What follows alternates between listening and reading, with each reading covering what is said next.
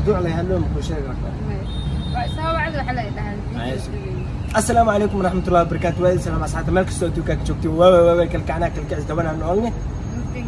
يس على كسر دوا مخاكلة تعصب ما أنت مخاكلة أو عندنا وبجعلها haddaad nasabey kalgacal noloshay la qaybsan layd sidii waxaan noqon lahay naf qudha oo laba jilo Jeka wallahi inta dhawe inta Zbero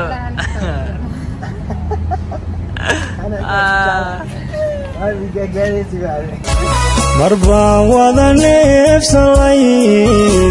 marbaan wada nuuxsalayn marbaan wada noogilayn